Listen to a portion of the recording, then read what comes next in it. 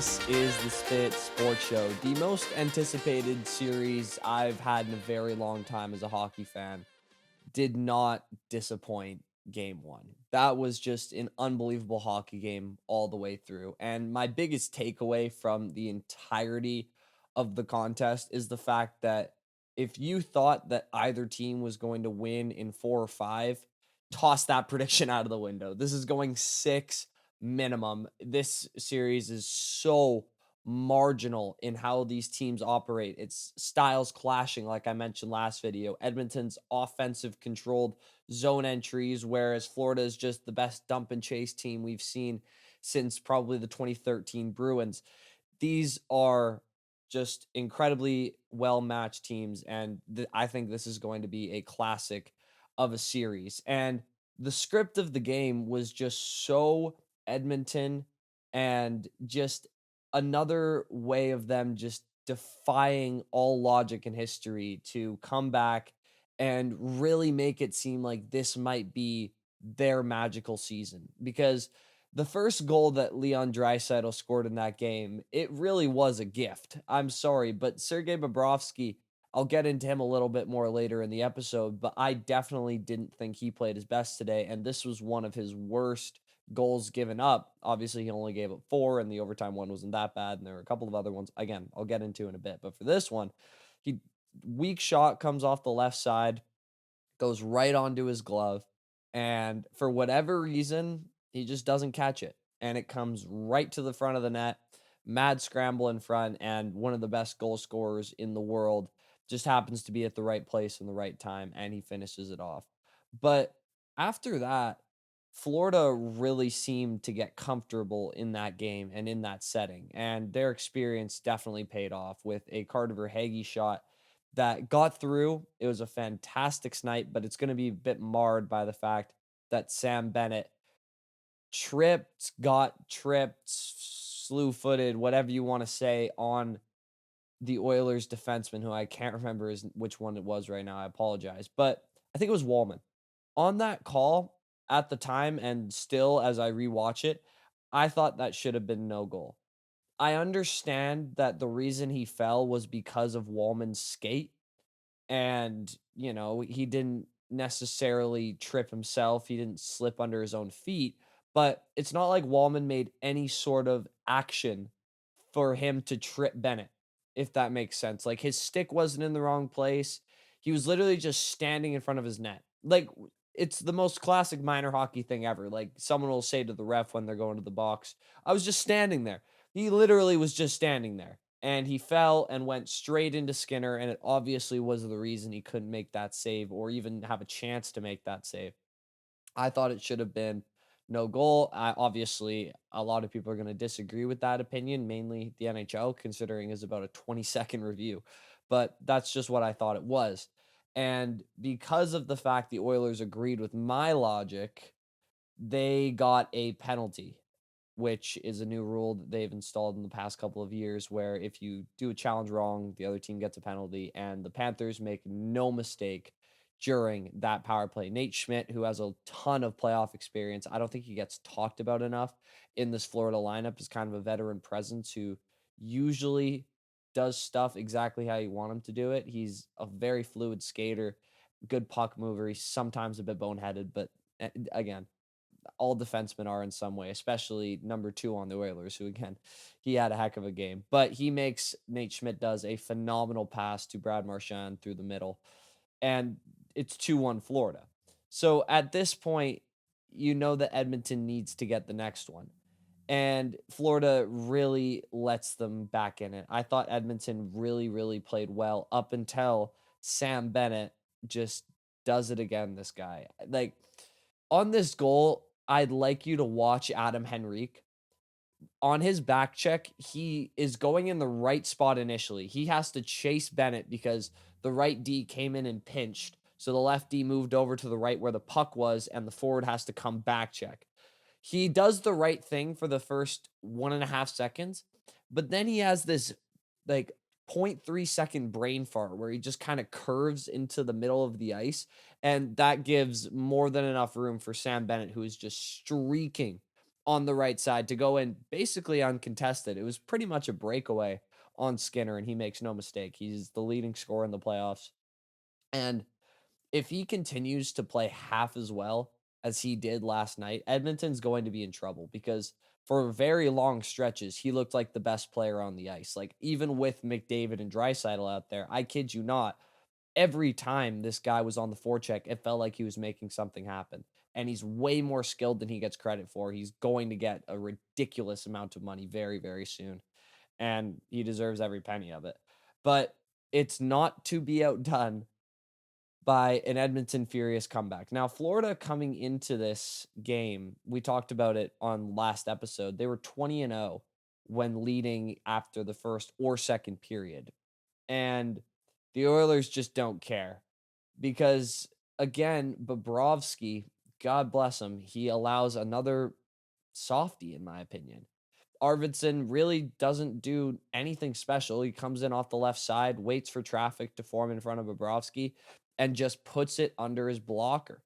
Now, or I think it might have been his glove. Regardless of what it was, it barely tapped it and just squeaked through. It's one that Bobrovsky is 100% going to want back. I think he got very good vision on it or full vision on it, and he just lets it through.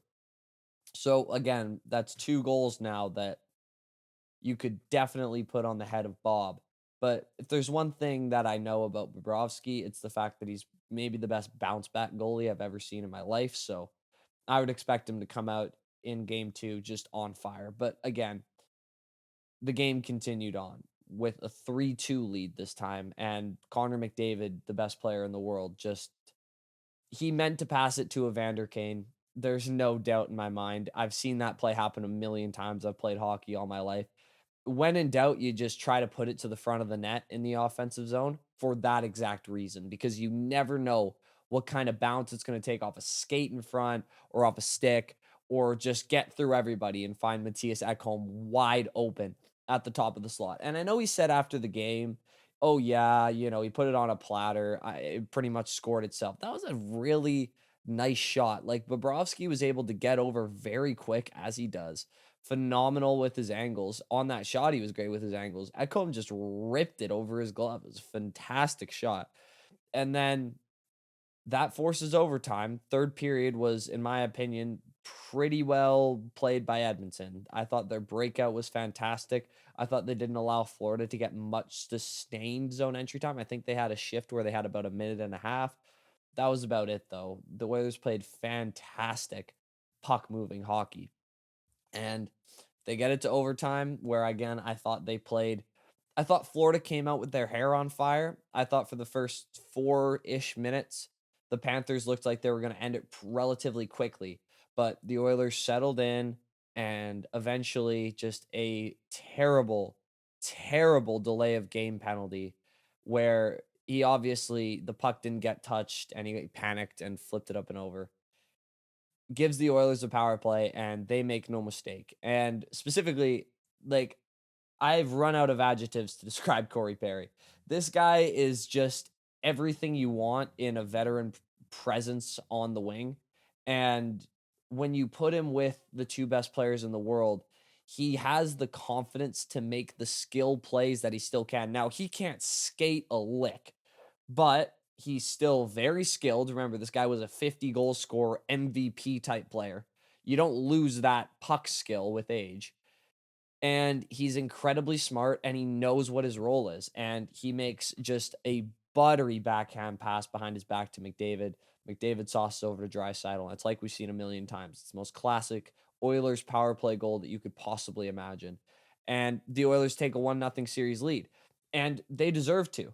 Like I mentioned at the start of this episode, this series is going to be decided on the thinnest of margins. These are such tight teams in terms of their roster construction, play styles, everything. And the Oilers were a little bit better. And the numbers back me up. They were a 61% deserve to win on the deserve to win-o-meter, which, again, I'm a big fan of. Anyways, I think that Bob had far from his best last night. I expect him to bounce back big time. And that is going to be a huge element for Florida, not giving up those 2 goals. Obviously, if they don't give up those 2 goals, they win the game. But not only that, Stuart Skinner played out of his mind, especially in that second period where I thought the Oilers missed Zach Hyman a lot. They really lost the adrenaline from the first period and they kind of settled down, which can be good sometimes. But in the playoffs against Florida, like you need to be relentless on the forecheck, and I didn't see the Oilers really banging and crashing the way they usually do, or the way Zach Hyman usually does when he's in the lineup. But they were able to survive it because Stuart Skinner was just always in the right place, it seemed. Now, obviously, any goalie, you need a certain amount of luck, puck luck, like that's just what it is. But whenever he was asked to be in the right place at the right time on a slot shot, Bennett had a couple of opportunities. Verhage had a couple of opportunities. Florida had a power play or two.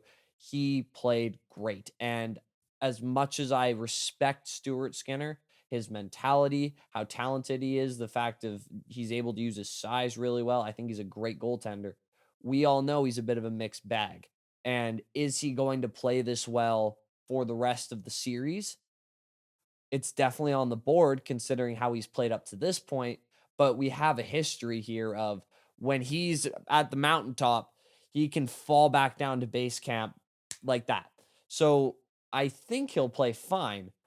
Will he play that well to win the Oilers a one-goal game like that? It's a question mark.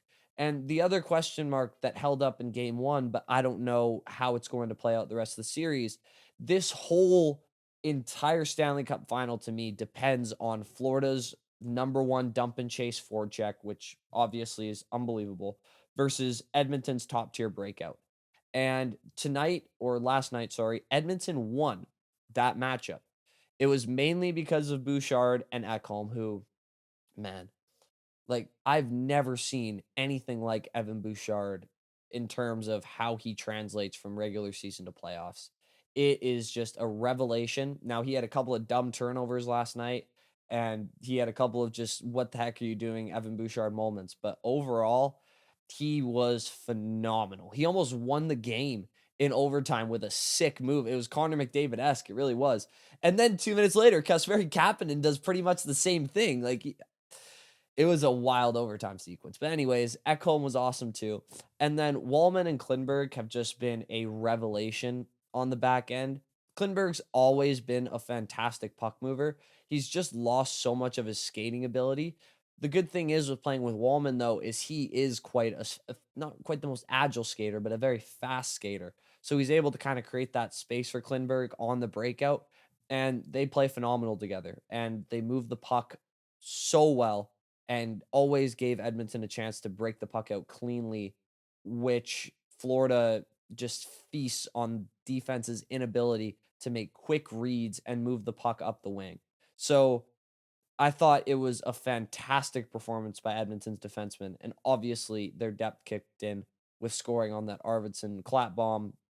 And just overall, I was super impressed with the Oilers. And the beauty of what the Oilers found out is their depth is so much better this year. I think we can all acknowledge that they have the most unique goal scorers that they've had in a playoff run ever now with Ekholm scoring. They've really been relying on their second and third lines much more than they have in the past. But when they went down 3-1, Knobloch pulled out the trap card, which McDavid and Draisaitl together are obviously one of the most lethal duos we've seen, and he kept it going for the rest of the game. And what I realized and what I think he realized, if the rest of the team can play the rest of the Panthers to a draw, then the Edmonton's going to win 60% of the time. If you can have your second, third, fourth line match Florida's, just play them even. That's all you need. You don't need them to outplay them. Just don't let them dominate you. Edmonton's going to win this series because Draisaitl and McDavid are just that much better than any player on Florida. I know I said Sam Bennett was the best player on the ice for moments last night, and he was, in my opinion. Consistently, though, he's not Draisaitl. He's not McDavid. I know I'm not breaking any news to you guys here on that.